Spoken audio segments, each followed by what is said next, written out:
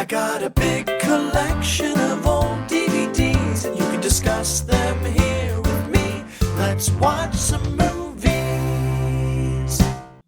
Hello, you sexy bitches. Welcome to Let's Watch Some Movies with me, G, where I watch and review movies in my massive movie collection. Tonight, we have a special guest, my bro, Desi. Desi, say hi to the viewers.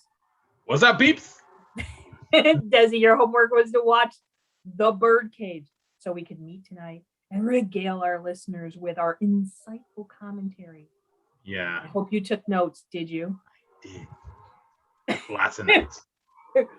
We're going to talk about three things tonight: our favorite scene, our favorite quote, and a little known fact about the movie. Desi, you ready? Yes.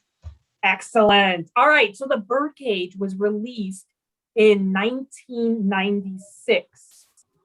Yeah. That was 3 years after I graduated high school. You graduated. GED, am I right? Has a runtime of 1 hour and 59 minutes and a rating of R. Some of the main players are Robin Williams, Nathan Lane, Gene Hackman, and Diane Wiest. Is that how you say it? I was wondering how you say that. Yeah. I wanted to call her West. All right, so we're going to kick it off with our favorite scenes. First of all, this is a comedy. And it's a comedy about Robin Williams and Nathan Lane. They're a gay couple that own a drag queen club. Yeah. Tons of activity, very, very popular on the scene in the area where they are. I think it was Palm Beach, wasn't it, Des? No. They wanted to be Palm Beach, remember? Yeah. But it wasn't. The soon-to-be in-laws wanted to go to Palm Beach, but it was South Beach that they were at. South Beach, yeah. Right. Yeah. It was 6 minutes from Jeb Bush's compound. Yeah. Yeah. So they said Jeb Bush. I was like, oh yeah. Yeah. So they're a couple. They run this club, and then Robin Williams' son comes home to tell him he's getting married, and Gene Hackman and. Can I tell you though, the guy who played Robin Williams' son, I didn't like him. He's a little weird. He's weird, not charismatic. Like there was just something about him I just didn't like him. Yeah, I was a little. Yeah. All right, but we'll talk more about that in a second. Yeah. Diane Wiest and Gene Hackman are the potential in-laws. Yeah. Obviously, they're very tight and rigid, and hilarity ensues. Yeah. So I'm going to start with my favorite scene. Yeah. Listen, Agrabah, what's his name? Is he part of Spartacus Agador. Spartacus Agador.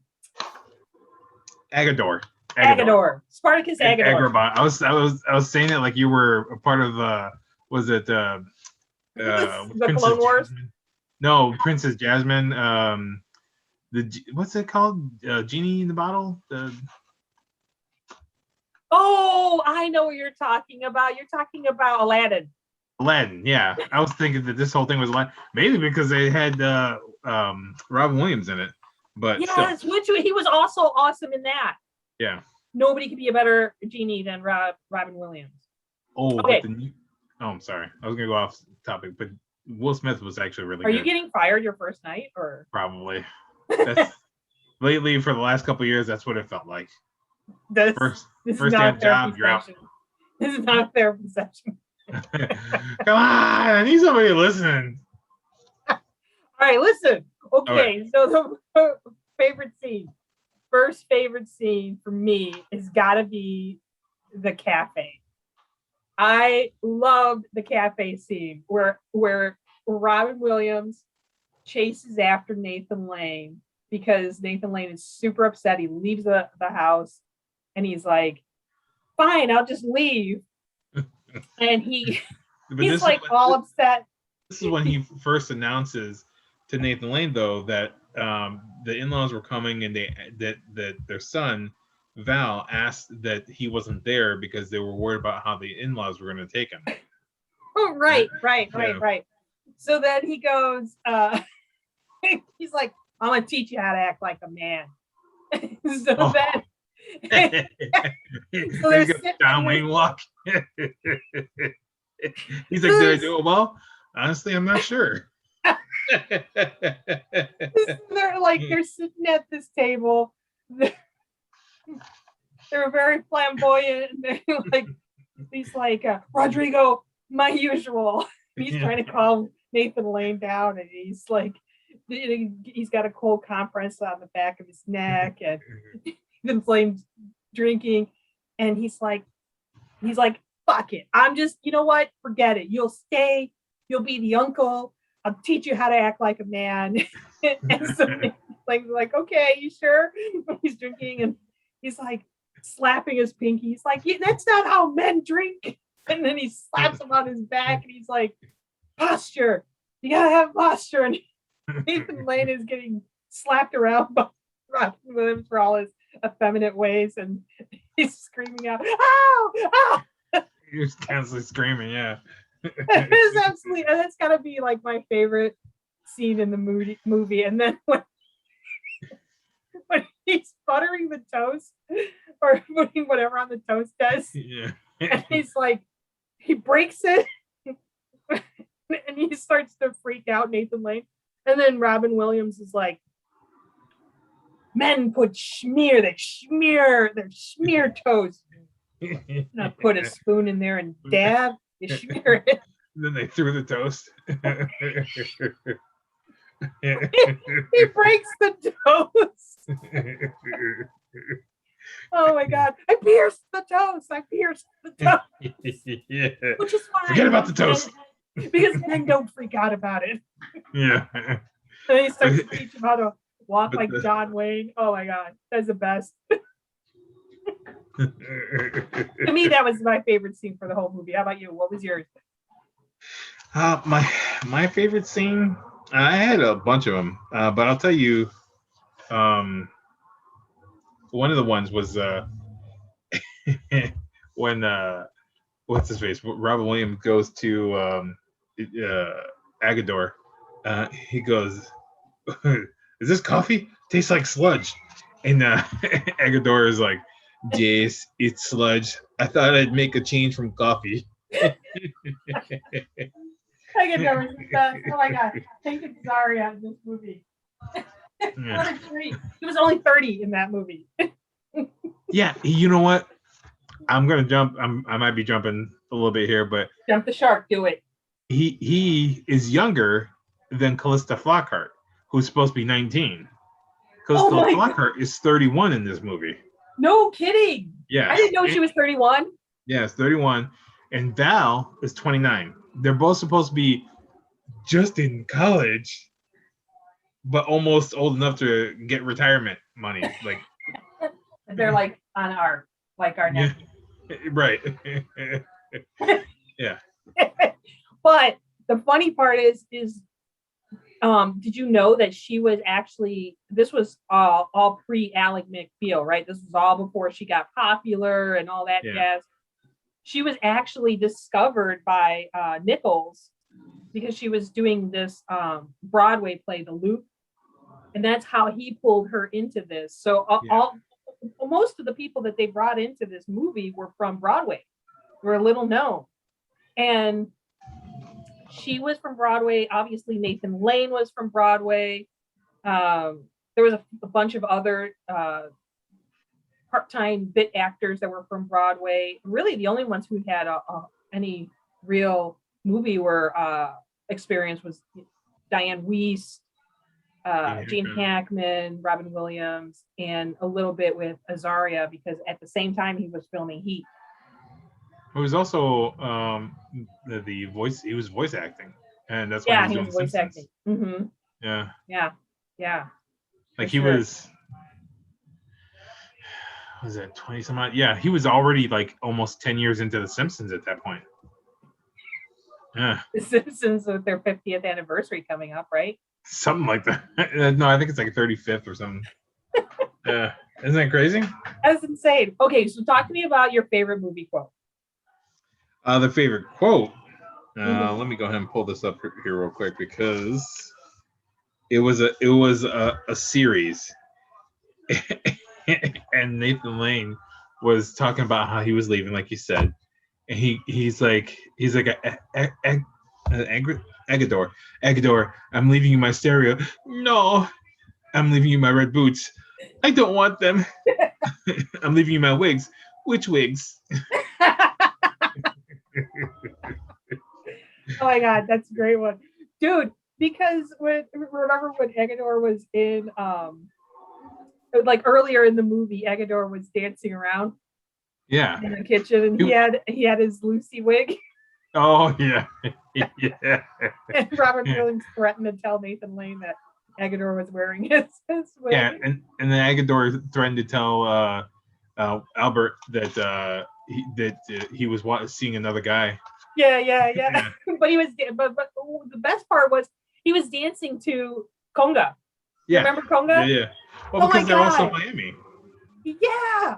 Yeah. I was like having flashbacks of our childhood and listening to Gloria Estefan on the jukebox, the conga. That was great. Yeah. I was like, and then when he packs up his little CDs and his radio to leave the room, he says, "Come on, Gloria."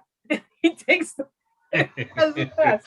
I swear. He was definitely a scene stealer. I think Agador was a total. Oh, especially when they made him put on shoes.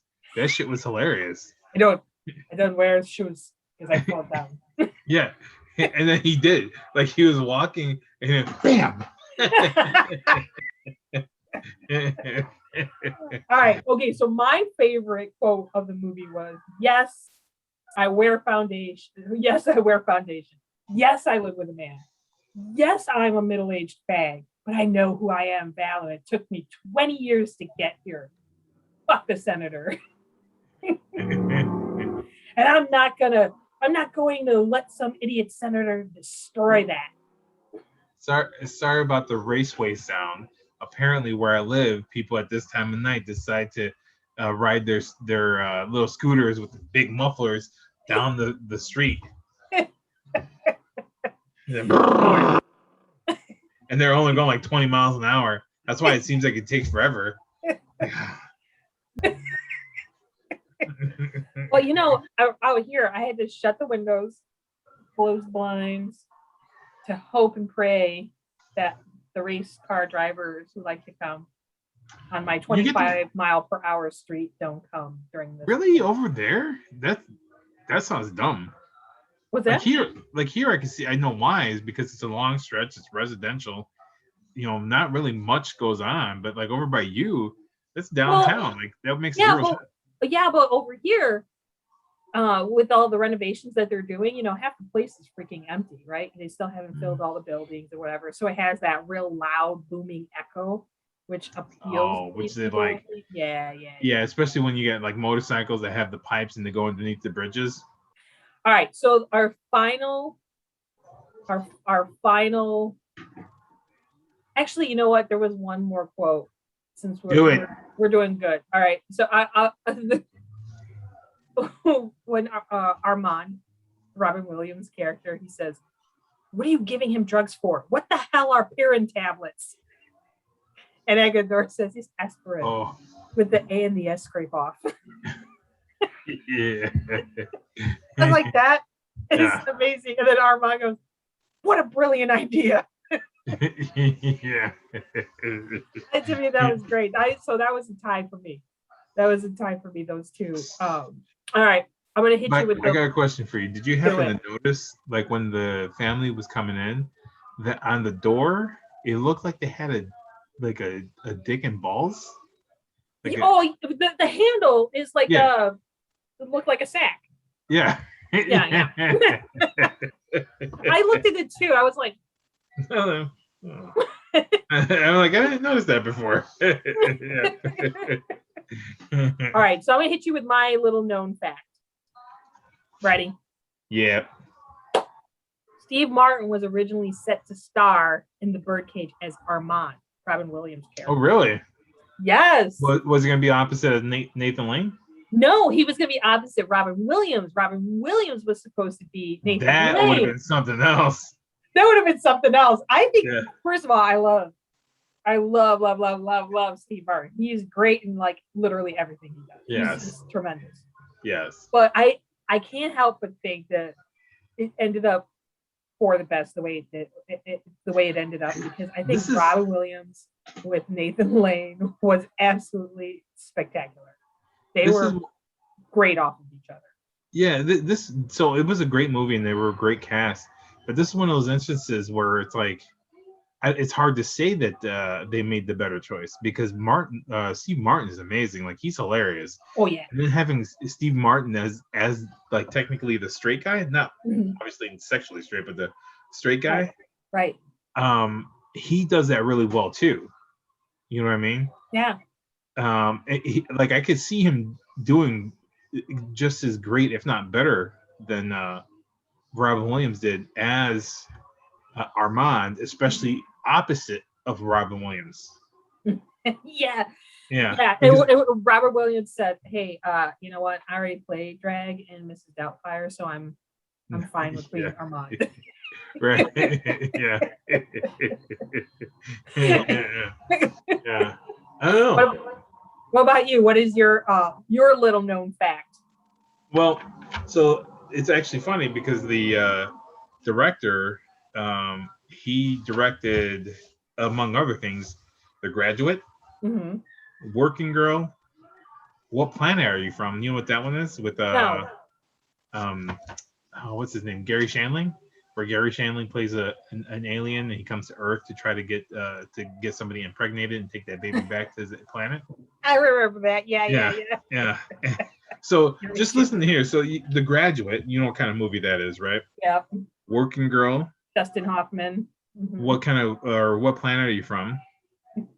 A movie called Closer, which is not comedy, and it's really weird. Have you seen The Closer? It's with Natalie Portman, Clive Owen, what's the other guy's name? Jude Law, and I can't remember. I think it was. I got it. I haven't seen it yet, but I bought it. Yeah, great movie. I liked it, but especially because they made Natalie Portman extra sexy in it. That's a whole other story. Hey! Stop rolling your eyes at me. The little lady who watched Magic Mike like 14 times. So what had happened was there was a scratch on the DVD, and I had to replay it. And who wants to? Nobody wants to pick up from the middle. You guys start from the beginning. Yeah, I'm sure you weren't watching it for Gabriel Iglesias. That's for sure. No. And the next thing that he did, the last movie that Mike Nichols did, was Charlie Wilson's War. So it's an interesting, kind of eclectic set of movies that he did. You know what is funny? Talking about Steve Martin doing it versus Robin Williams. I was just thinking Nichols did an awesome job, and this is why I think it worked very well the way it worked, because Nichols did an awesome job of reining in some very good character actors who ad-lib a lot. Yeah. Because I love Robin Williams, but he does have a tendency to go off script and get crazy. Yes. So, which is oftentimes really hilarious, but sometimes can detract from the seriousness of the scene. Yeah. So I felt like Nichols did an awesome job of being like, all right, this is how we're going to do this. So what he did was, one of his strategies was to, he said, we're going to do a take exactly how it's written. Yeah. Then we're going to do one take, allowing Robin Williams and Nathan Lane to ad-lib. Yeah. And they said he was laughing so hard during the making of this movie that he had to physically go to a separate room because he was laughing so hard.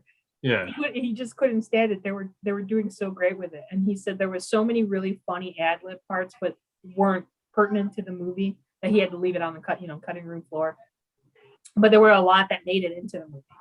Yeah. But that's the same reason why you said Steve Martin would have been great is why I felt like Robin Williams ended up being great because of Mike Nicholson and the direction he gave him.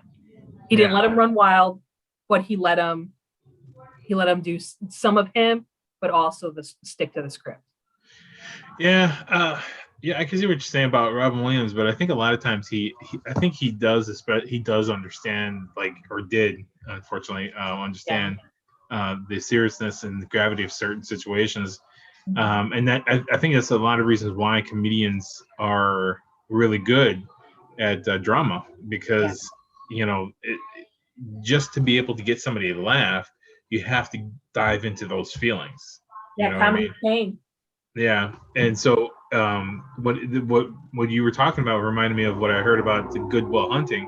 One of the best scenes in that movie where Robin Williams and Matt Damon are sitting in his office talking. Whoa! Are we diverting into another movie review? Kinda. Desi, that's against the rules. And you know what that means? What's that? You're just gonna have to come back. All right. Right. Final wrap. Yes. What is your final thoughts on the movie? Tell me, liked it, loved it, hated it, what your rating is, and your yeah. No, I loved it. I actually, so obviously it's been a while since I've seen it. Yeah. I don't own it in my movie collection. I have a large movie collection like yours as well, but mine skews more like superhero and sci-fi stuff. But I love comedies, and I just, for whatever reason, forgot how funny this movie was, and how if it wasn't for the way it was filmed, like the lighting and stuff, it would seem like it was filmed just this year, because of all the pertinent information that they touched, they touched on. That's unfortunately still true today. The same issues still exist, and just the fact that the comedy is just hilarious. Like Hank Azaria as the houseman, whatever his name is. And then Nathan Lane, Robin Williams. Like I said, the only one I didn't like in the movie was the guy who played Val. What's his name? Yeah, he was the only. Oh, that was the other thing too, is that I love who they picked as Val's mom, because she's the best. Yeah, because I've always liked her, but I've been watching Big Bang Theory like back to back seasons all the time, like since last year. So anytime I'm bored, I just throw that on and have that on in the background. And her, just this juxtaposition of her as Sheldon, as Leonard's mom, as Leonard's mom, compared to Val's mom, completely different type of women. You know what I mean? Like, I just really like her, Christine Baranski. Oh, she's great. She's fantastic. Yeah. Let's see what's his name? Val's name? Yeah. I forgot what it was. I didn't even care to look it up because I didn't like him. He's kind of a tool. But in any case, so you would recommend the movie? Oh yeah, 100%. All right, what would you give it on a rating of I don't know, let's use the generic 5-star rating. Should it be 5 stars? Maybe 5 popcorns? Yeah, we need to. Yeah, 5 bags. 5 bags. You gotta 5 bags. like a true Chicagoan. All right, so I don't know if people can see, but my daughter got me hooked up with this really cool "Let's Watch Some Movie" T-shirt. Shout out to Taylor and Patrick on that. That's an awesome job, you guys. Great present. Packtar. Yeah, right, 5 bags. 5 bags. Okay, so out of 5 bags, I say this is like a 4.5 bagger. Oh, it's a 4.5 bagger. Oh, you're generous. Yeah. I was going to say it's great. Yeah, I would say about a 4 bagger. Yeah. Because while it's still relevant, there was some cringeworthy moments. Yeah. The senator, all related to the senator. Yeah. Well, I have to say, I mean, that's just the way it is, right? So, some people are like that. Well, that's the thing, is that, like I said, the whole setup of the movie it unfortunately is still apropos today. Like it's it that for whatever reason hasn't changed. Yeah. So but I think they did an awesome job covering the topic and like really hitting all the different sides for it. So I would recommend it as well. I think it's insanely hilarious still today. Let's right, show Des. some bloopers. All right, Des, it was awesome having you on today. Thank you so much for joining us. We definitely have to do this again.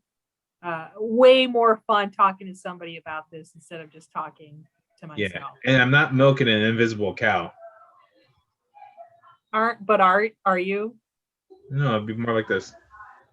Gross. All right, everybody. This is G from Let's Watch Some Movies. It was awesome reviewing The Birdcage. My brother Desi, woo woo. He is our special guest today. He gives the movie 4.5 begs. I give the movie 4 begs. And we look forward to seeing you again soon. Thank you. Bye. I got a big collection of old DVDs. You can discuss them.